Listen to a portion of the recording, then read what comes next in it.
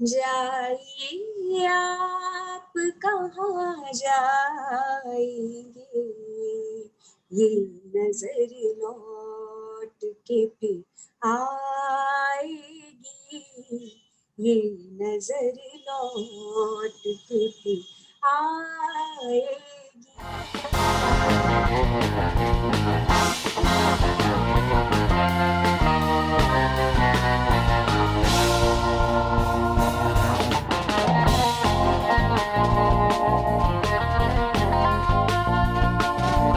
नमस्कार मित्रांनो, मी पूजा बोरकर. लोकमत CNX फिल्मीमध्ये तुमच्या सर्वांचं खूप खूप स्वागत आहे.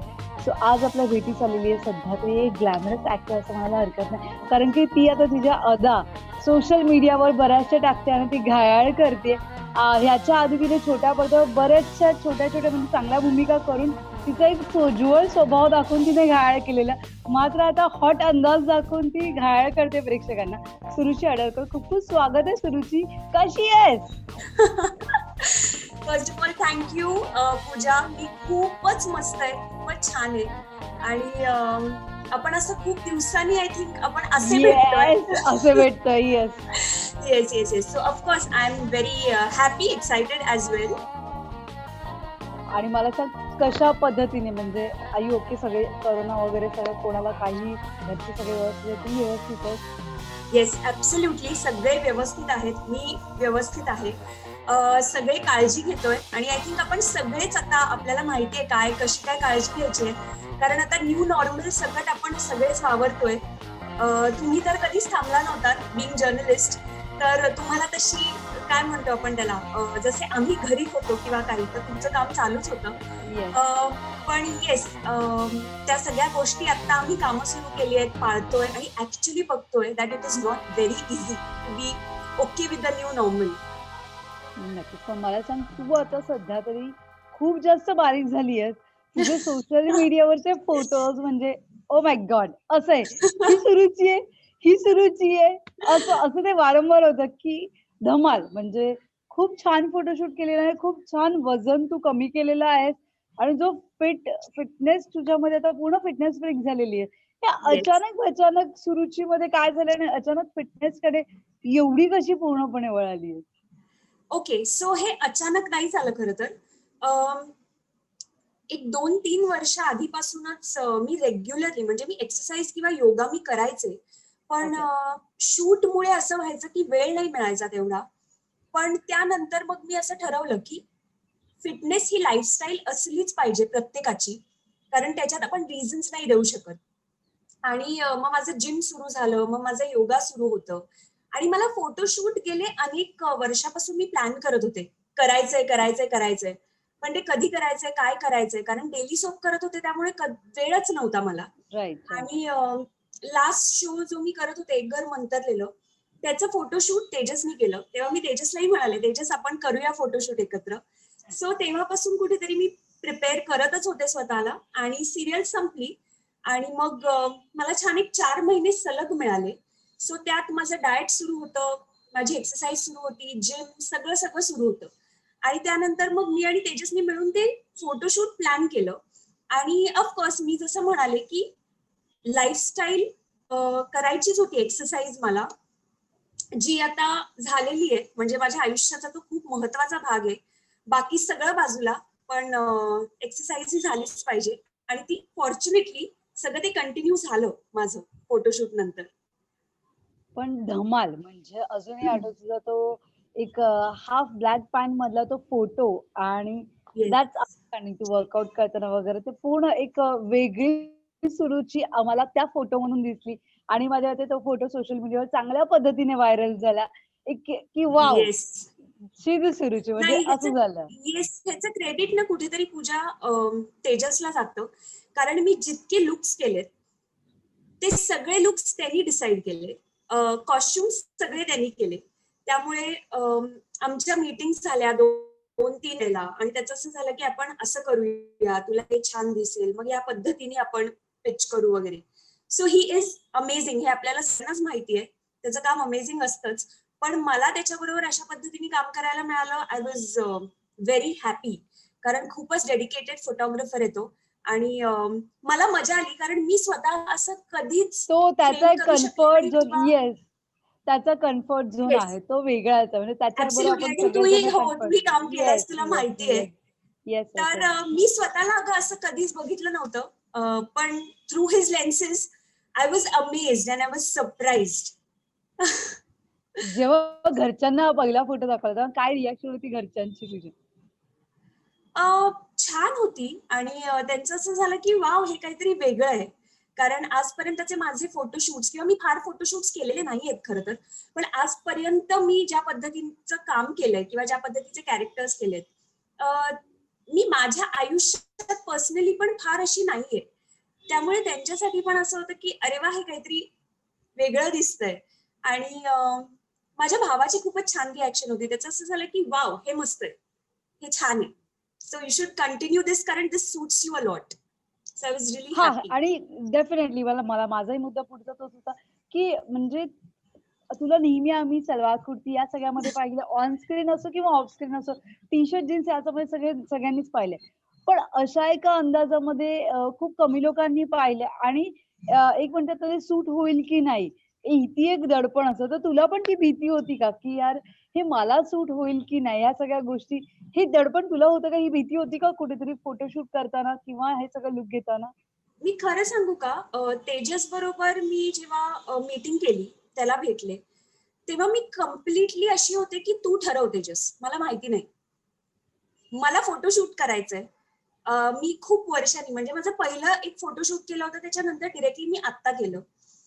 सो मी तेजसला म्हणाले की तू ठरव, मला काहीच माहिती नाही. आणि त्यात कॉस्ट्युम्स आणि सगळंच तो ठरवतो. किंवा आम्ही एकत्र शॉपिंगला गेलो, मला काय सूट होईल काय नाही होणार, and I was like oh God, हे होतंय का suit, and he was like of course. So I trusted him completely. तिकडे माझं कुठेही काहीही डाऊट नव्हता, कारण मला माहितीये तेजस करणार आहेत तर ते छानच होईल.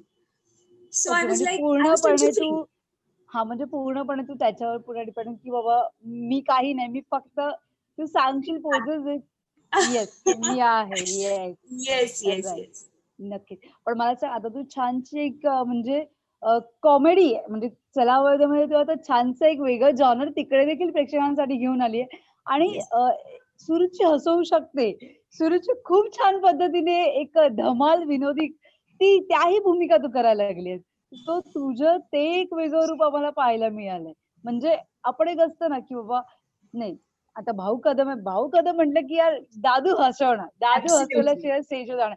आणि त्या सगळ्या मंडळींबरोबर कॉम्पिटिशन म्हणजे ते एक वेगळं असतं ना, की नाही, कुठेतरी माझा हा पंच खरंच हसवेल का? किंवा माझा हा पंच प्रेक्षकांना आवडेल का? ही एक सगळी भीती असते. बिकॉज आता श्रेया म्हण, कुशल, सागर दादा, हे सगळे तिकडे रंगलेली माणसं आहेत, आणि ही ऍब्सोल्युटली. माणसं ऑलरेडी हसवतात. सो त्यांच्या सगळ्यांमध्ये आपण गेलोय. आता आपल्याला, आणि तू फर्स्ट टाईम करते या सगळ्या गोष्टी. येस. सो ते एक असणार की बाबा ह्या सगळ्यांच्या कॉम्पिटिशनमध्ये आपल्यालाही कुठेतरी प्रेक्षकांना नाराज नाही करायचं. Yes, absolutely. सगळ्यात आधी मी असं म्हणेन की मी स्वतःला कधीच मी कॉमेडी करू शकेन असा विचार नाही केला. कारण आपल्या बाकीच्या कामांचा जॉनर हा वेगळा असतो. आणि लॉकडाऊन नंतर मला झी मधून फोन आला, मला त्यांनी विचारलं की तुला करायला आवडेल का. तर मी विचार न करता पटकन हो म्हणाले. कारण एकतर चला हवा येऊ द्या, आणि त्यात तू म्हणालीस तसं बाकीची जी मंडळी आहेत ती कॉमेडीचे बादशाह म्हणू शकतो आपण, म्हणतोच येस, रादर प्रत्येकाला. डेफिनेटली त्यामुळे डेफिनेटली. ती भट्टी जमलीये, खूप छान ती टीम आहे.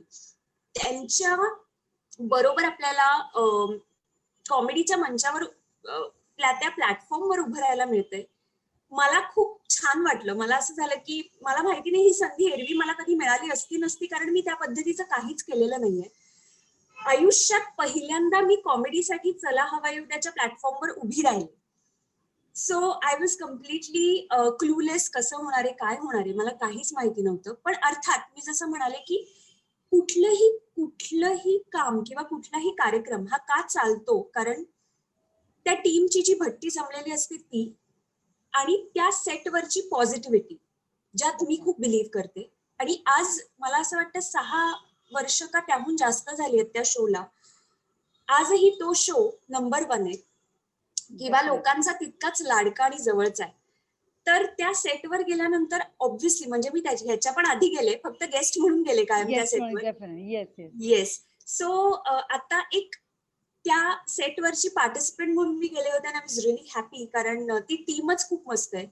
कुठेही दडपण नाही, कुठेही टेन्शन नाही. इनिशियली ऑब्व्हियसली आलं होतं मला टेन्शन, पण तिथे गेल्यानंतर ऍट इज त्यांनी काम करून घेतलं आणि मला मजा आली. मी खरं सांगायचं तर बाकी मी कुठल्याही गोष्टीचा विचार नाही केला, कारण टायमिंग म्हण किंवा या सगळ्या गोष्टी म्हण या आज उभं राहिलो आणि आल्या असं नाही होऊ शकत. तर मी कम्प्लिटली सरेंडर झाले की तुम्ही सांगा हे कसं आणि काय करायचंय. स्क्रिप्ट मला मिळालेलं होतं, स्क्रिप्ट मी वाचलं, माझ्याकडून स्क्रिप्ट तयार होतं. आता तुम्ही सांगा मला काय करायचंय. ह्यानी मी गेले किंवा आजही मी त्याच ह्यानी काम करतेय त्यांच्याकडे, की तुम्ही सांगायचं, मी फक्त काम करणार, कारण मला कॉमेडीचं काही माहिती नाहीये. आय ऍक्सेप्ट इट आणि मला मजा करायची आहे. मला आठवतंय पहिला दिवस माझा होता तेव्हा पण डॉक्टर निलेश साहेब यांनी हेच सांगितलं की तू मजा कर, तू मजा केलीस तर ऑडियन्सला मजा येणार आहे, त्यामुळे तू एन्जॉय कर. आणि आय वॉज लाईक येस. आणि जे ते म्हणतात तसं ते वागतात किंवा सेटवर तसंच ऍटमॉस्फिअर असतं. कुठेही दडपण नाही, कुठेही टेन्शन नाही, अरे बापरे जमत नाहीये का, अरे बापरे कसं जमेल, काहीही नाही. काहीच नसतं. So खूप मजा येते. नक्कीच सुरुची. पण मला सांग, आम्हाला तुला आता पुन्हा एकदा मालिकेमध्ये किंवा पुन्हा एकदा एका छानशा नाटकात किंवा एक ह्याच्यामध्ये पाहायचंय आम्हाला. आम्हाला तिथेही सुरुची पाहिजे. कारण की हा तुझा बोलनेस म्हण किंवा हे सगळं हे ऍटलीस्ट वेब सिरीज मध्ये कुठेतरी आम्हाला हे पाहायचंय. हा लुक आम्हाला सोशल मीडिया फोटोमध्ये दिसतोय, पण आता तो व्हिडिओमध्ये पाहायचाय, तो पिक्चर मध्ये पाहायचाय, तो मालिकेमध्ये पाहायचाय. येस. अजून काही गोष्टी आहेत ज्या वर्कआउट व्हायच्या आहेत, पण डेफिनेटली मला माहिती आहे, कारण मला पण असे खूप डीएम्स येतात, खूप जणांचे मेसेजेस येतात. And believe me it is I feel really good की लोक पण आपल्याला तितकीच मिस करतात, कारण त्यांच्यामुळे आपण आहोत असं मला नेहमी वाटतं. आणि मला खूप जणांचे मेसेजेस आले की आता कुठल्या मालिकेतून येताय तुम्ही, किंवा कुठल्या प्लॅटफॉर्मवरून येताय, किंवा ओटीटी प्लॅटफॉर्मला तुम्हाला बघायला आवडेल. तसं मलाही ऍक्च्युली मला स्वतःला काम करायला खूप आवडेल. I am just keeping my fingers crossed. लवकरात लवकर मी प्रेक्षकांच्या भेटीला. नक्की स्मॉल स्क्रीनवर मालिकेत. होपफुली तेच म्हणाले. बघूया. येस, म्हणजे ही गोड बातमी दिलेली आहेस की तू लवकर नाही नाही नाही, छानशी अजून नाही, छोटीशी अजून मालिका. वेळ आहे, पण yes hopping. Great, all the best. आणि काय सांगशील प्रेक्षकांना, जेव्हा तुला फर्स्ट जेव्हा फोटो तू टाकला होतास तेव्हा अशी कोणती कमेंट होती की जी तुला आवडली पण, आणि एक अशी कोणती कमेंट होती फनी होती की यार की अशी लोक कमेंट करू शकतात तो फोटो बघून? खरं सांगू का पूजा, कुठेतरी ना धाकधूक होती माझ्या, कारण आपण सेलिब्रिटीज कसं होतं की आपण फोटोज आणि पटकन कमेंट्स येऊन जातात किंवा काही, तर मला भीती होती की मी बोल्ड किंवा एक ग्लॅमरस फोटोशूट म्हणूया, जे मी कधीच केलेलं नव्हतं. सो मी ते टाकल्यानंतर लोकांच्या काय प्रतिक्रिया येतील, लोक कसं ऍक्सेप्ट करतील, मला हेही माहिती होतं बऱ्याच लोकांना आवडणार नाही. तर त्यामुळे ती धाकधूक होती मनात. तसाच तो फोटो टाकला गेला आणि बिलीव्ह मी इतकं छान वेलकमिंग जेस्चर होतं सगळ्यांचं की मला कुठलीही कमेंट ही अरे बापरे ही का टाकली गेली किंवा अरे बापरे अशी का कमेंट आली, असं मला कुठल्याच फोटोच्या बाबतीत नाही झालं. त्यामुळे मला असं नेहमी वाटतं की आपल्यावर प्रेम करणारे जे प्रेक्षक असतात ते आपल्या पाठीशी कायम खंबीरपणे उभे असतात. आणि एकही कमेंट मी असं नव्हतं की ही का आलीये, अशी फनी का आलीये. हा, त्यातल्या काही कमेंट्स अशा होत्या की आम्हाला तुम्हाला ट्रेडिशनल मध्ये बघायला जास्त आवडेल, तुम्ही छान दिसताय पण ट्रेडिशनल मध्ये अजून छान दिसता. सो अशा कमेंट्स डेफिनेटली आल्या. सो त्यांच्या भावना पोहोचल्या माझ्यापर्यंत. पण येस, म्हणजे मला बाकी कुठल्याही अशा कमेंट्स आल्या नाही की ज्यामुळे आपल्याला असं वाटेल की ही कमेंट का, किंवा लोकांना असं का वाटावं. तर एकही कमेंट आली नाही. And I was really happy, कारण प्रेक्षक मी जसं म्हणाले आपल्या पाठीशी उभे असतात खंबीरपणे, आणि आपल्याला ते ऍक्सेप्टन्स लेवलला असतात की ओके ठीक आहे, आता ह्या लुक मध्ये सुद्धा बघूया. So I was really very happy. त्यामुळे प्रेक्षक ट्रोल झालं, एखादा फोटो येऊन ट्रोल झालं असं तुझ्या बाबतीत नाही झालेलं आहे. पण नाही. जेव्हा बोल्ड फोटो बघतात आणि ट्रोल होतात त्यावर तुझं काय मत आहे? मला की असं वाटतं मराठी, की स्पेशली मराठी कलाकार जेव्हा कारण की आपण बाकी बॉलिवूडचे कलाकार बोल्ड होतात तेव्हा त्यांना कॅज्युअल वाटतं, ऍक्सेप्ट पण जेव्हा करतो, राईट. पण मराठीचे कलाकार असे बोल्ड लुक मध्ये आले की कुठे ना कुठेतरी एक ट्रोलबाजी होतेच होते. त्या बाबतीत काय सांग? नाही, मला असं नेहमी वाटतं ना पूजा, की हे बोल्ड किंवा ग्लॅमरस मला दिसायचंय नाही दिसायचंय हा वैयक्तिक प्रश्न असूच शकतो प्रत्येकाचा. डेफिनेटली. बऱ्याचदा असं होतं की मला एक ग्लॅमरस बाजू पण आहे माझी, जी मला दाखवायची. असं अगदीच बऱ्याच लोकांचं असू शकतं ज्यात काहीच चुकीचं नाहीये. आणि मला त्याही लोकांना असं सांगायचंय जे ट्रोल करतात, की खूप सोपं आहे हे एक कमेंट टाकणं आणि आम्हाला नाही आवडलं हे सांगणं. तिथपर्यंत ठीक आहे. तुम्हाला नाही आवडलं तुम्ही सांगू शकता. पण त्याच्या पुढे जाऊन काहीतरी ट्रोल करणं किंवा काही वाईट शब्दात बोलणं हे फारच चुकीचं आहे. कारण आज सोशल मीडिया म्हटलं, सेलिब्रिटी जरी म्हटलं तरी पण त्यांचं एक वर्क प्रोफाईल पण असतं किंवा त्यांची एक पर्सनल बाजू पण असू शकते. आणि ते फोटोज टाकतात हे ओके. ते माझं पर्सनल अकाउंट आहे आणि मला फोटोज टाकायचे. सो त्यात काही चुकीचं नाहीये. माझं एवढंच म्हणणं आहे की ट्रोल नका करू. तुम्हाला नाही आवडलं तुम्ही कमेंट करू नका. तुम्ही काहीही लिहू नका. चांगलं किंवा वाईट. चांगलं नाही लिहिलं तर वाईट लिहिलंच पाहिजे असंही नाहीये. ते करू नका. एवढंच माझं मत आहे. नक्की. ग्रेट. हे आता माझ्या मते आपण स्पेशली मराठमोळं असल्यामुळे कुठेतरी ती ट्रोलबाजी सगळ्यात जास्त होते असं म्हणायला हरकत नाही. आणि बॉलिवूडचं असले की हां बाबा, म्हणजे आहोत ना फिट आम्ही, तर फिट असल्यामुळे बोलणेच दाखवायला हरकत काय? माझ्या मते रसिका सुनेच्या बाबतीत असं झालं होतं. तिच्या बाबतीत बऱ्याच लोकांनी टाकलं की "अरे तू तिने प्रॉपर जिमिंग केलं, ती प्रॉपर व्यवस्थित आणि छान झाला त्याच्यानंतर आणि तिने तिचा ते" फोटोशूट. येस येस, आणि येस. दॅट मी वॉज बघितलं. अमेझिंग. येस, ते या, अमेझिंग होतं. Absolutely, absolutely. त्यामुळे नाही आणि मला वाटतं माझं माझं तेच म्हणणं आहे, की आपण बॉलिवूड मधल्या अभिनेत्रींना बघतो आणि आपण त्यांना अप्रिशिएट करतो. मग मराठीत जर का अशा काही गोष्टी झाल्या तर त्यात काहीच हरकत नाहीये. म्हणजे आज मराठीत सुद्धा ग्लॅमर आहेच की. आपण अवॉर्ड फंक्शन्स बघूया किंवा आपण काही एक वेगळे फंक्शन्स बघूया. त्यात सुद्धा बऱ्याच अभिनेत्री खूप छान पद्धतीने काही ड्रेसेस कॅरी करतात. मला असं वाटतं की त्यात फक्त कॉन्फिडन्स लागतो तुमचा. बाकी दुसरं काहीच महत्वाचं नसतं. आणि बऱ्याच लोकांमध्ये तो छान कॉन्फिडन्स आहे यार. मी छान दिसते, मी हे छान कॅरी करू शकते. मग काय प्रॉब्लेम आहे? काहीच हरकत नाहीये. नक्कीच. मला सांग सुरुची, हा बोलण्याचा विषय खूप मोठा आहे आणि माझ्या मते प्रत्येकाचा आपापला विचार करण्याची येस, वेगळी पद्धत आहे. त्यामुळे yes. We can't stop anyone. पण हां, तुम्ही ॲब्सोल्युटली. जिथे चुकीचं आहे ते बरोबर आहे, ते बरोबर आहे. So right, right. Do what you want असं म्हणायला हरकत नाही. करा तुम्हाला काय पाहिजे ते. मराठी असो किंवा बॉलिवूड असो किंवा आपण असो कोणीही. मी तुला खास करून विचारेन लॉकडाऊनमध्ये काय धुमाकूळ घातलास? काय मजा केलीस? घरच्यांना भरपूर बरेच. वेळ दिलास? बऱ्याच गोष्टी केल्या. लॉकडाऊन मधला जो काळ होता, तो इतरांसारखा माझ्यासाठी सुद्धा असा होता, की अचानक खूप महिने घरी राहायला मिळतंय, कुठेही बाहेर जायचं नाहीये, काहीही काम नाहीये, उद्याचं टेन्शन नाहीये, सकाळी लवकर उठण्यासाठीचा अलार्म नाहीये, असं सगळंच होतं. त्यामुळे बऱ्याच गोष्टी केल्या गेल्या. नवीन काही पदार्थ जसे सगळ्यांनी ट्राय केले, तसे मी सुद्धा केले. मला चित्रकलेची हौस आहे, तर त्यामुळे त्यातही काही चित्र काढले गेले. गाणं ऐकायला खूप आवडतं. गाणं ऐकायचे. मग गाणं शिकायला माझी खूप इच्छा होती गाणं शिकायची. सो ऑनलाईन क्लासेस कुठेतरी मी ते सुरू केले. आणि त्यानंतर खूप अशा गोष्टी होत्या ज्या Netflixवर, प्राईमवर अशा आपल्या राहून गेलेल्या असतात ना, की काही छान फिल्म्स आहेत ज्या बघायच्या राहून गेल्या किंवा काही सीरीज आहेत ज्या बघायच्या राहून गेल्या होत्या. त्या मी बिंज वॉच केल्या. त्या मी बघितल्या लूपवर काही गोष्टी. सो काही वाचन करायचं होतं म्हणजे जे रेग्युलरली होत नाही ते रेग्युलर झालं माझं. एक छान पॅटर्न झाला. पॅटर्न बनवू शकले मी तेव्हा, की हे करायचं, हे करायचं, हे करायचं. एक्सरसाइजला वेळ दिला गेला मस्त. त्यामुळे अशा खूप गोष्टी मी केल्या आणि माझं लॉकडाऊन खरं तर बाहेर खूप गोष्टी होत्या. लॉकडाऊन काही चांगल्या कारणामुळे नव्हतं अर्थात.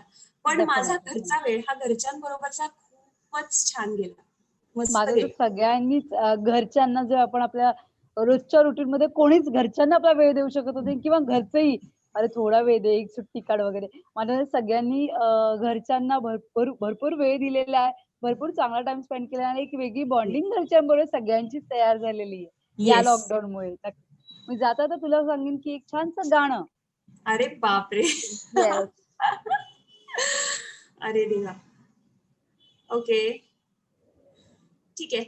2 ओळी गाते. माझं फेवरेट गाणं आहे. जाइए आप कहाँ जाएंगे, ये नजर लौट के फिर आएगी, ये नजर लौट के फिर आएगी, दूर तक आपके पीछे पीछे, दूर तक आपके पीछे पीछे, मेरी आवाज चली जाएगी. सो स्वीट, क्या बात आहे. त्यामुळे लवकरच आम्हाला सुरुची एका सिंगिंग शो मध्ये सुद्धा दिसायला आली तर सगळ्यांनी अरे बापरे. सरप्राईज होऊ नका, कारण की तू सिंगिंग शो मध्ये सुद्धा लवकरात लवकर येऊ शकतेस आणि माझ्या मते यावंच. प्रेक्षकांना आवडेल. आता तुझे हे वेगवेगळे रूप आम्ही पाहिलेत तर माझ्या मते तीही झलक प्रेक्षकांसाठी अरे दाखवशील. अरे थँक्यू सो मच पूजा. मलाही आज तुझ्याबरोबर गप्पा मारून खूप छान वाटलं.